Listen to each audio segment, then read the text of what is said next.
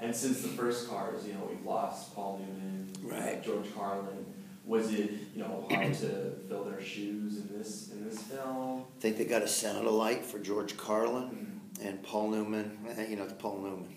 Mm-hmm. And plus he was like the elder statesman of the town. Yeah. So his role was way bigger than Carlin's was, But they do, you'll see when you see the movie, but that's the cool thing about Pixar. Their writing is so good. They do a great little tribute to Paul Newman without going overboard with it. Right. And it's really sweet.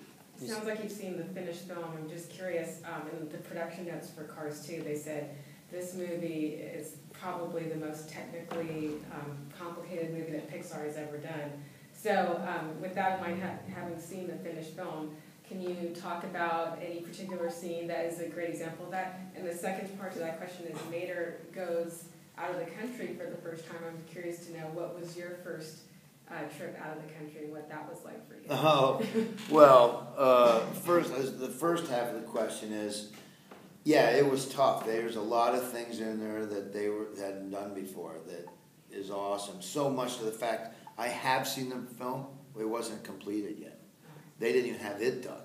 There was probably, 15 minutes in there where there was different words and this didn't match this and some of the scenery wasn't done because it is so complicated. But what is done that I saw, unbelievable, unmatched of anything I've ever seen. It's crazy. I don't know how they do it. It's beyond my comprehension because I don't do cartooning or animation, but it's unbelievable the stuff they do. The second question, I've only been to 3 foreign countries, really. I mean, come foreign countries. I mean, Canada, Canada and LA and Miami. That's it. You said that this Cars is a complete 180 turn. From the trailers, it looks like there's a lot more action. Oh, yeah. But does this Cars have a similar heart that the first Cars did? Yeah, you know what? It has complete... the action is nonstop because Mater's a spy and they're trying to get Mater. Mater's got some information, so not only are they trying to get the information, they're trying to kill Mater. And he's so good at being Mater, that's why they think he's a spy. There's nobody that can actually act that way, they think. So that's why they think he's a spy. But yeah, it's there's tons of heart in it. I mean, like you were saying earlier, does Mater look at himself like everybody's looking at him like he's an it? Mater doesn't. No, Mater's himself. He is who he is. And he doesn't think about that kind of stuff. But later on in the movie, he starts to realize that there's some people that are doing that, and it makes him sad that happens.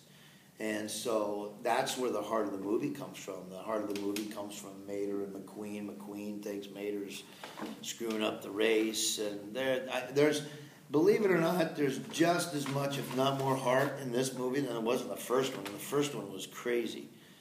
So, I mean, with all the action that's going on and still all the heart that they put in it with Mater and McQueen and Mater and the other characters that are involved with him, it's really awesome.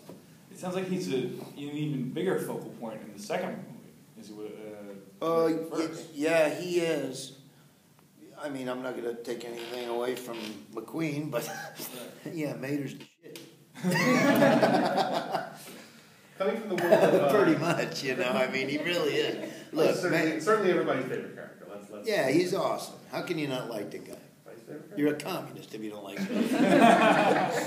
Coming from the world of stand-up, which other stand-up comics out there do you think are ready to be Pixar voices that you would vouch for? Jeez, that's a good question. I'm trying to think. What? You? No, I'm not a comic. Oh, who am I? Who's your man? Jeff? Sure, he would definitely fit Cars. Oh, Jeff would be great in a character. Now, I'm not saying that because he was part of Blue Collar. He would be really good at that. He's done a couple other voices, but he's got a good range of voices to him.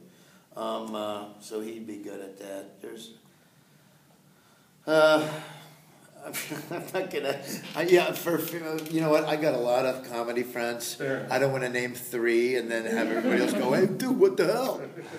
So let's just put it at Jeff would be good. Jeff is my mentor, so I've known him since the '80s, And he does all those kids' books, and he does a lot of funny voices too that nobody would know about. So I think he would be fine. Cool. Two more questions, sorry.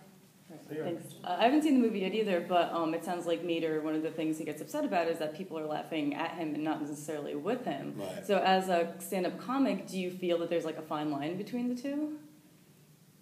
Well, in comedy, I mean, look, if I was a stand-up comedian, I'm on stage and they're laughing, I don't care if it's with me or at me. You know, either way, I'm getting paid for filling the seats.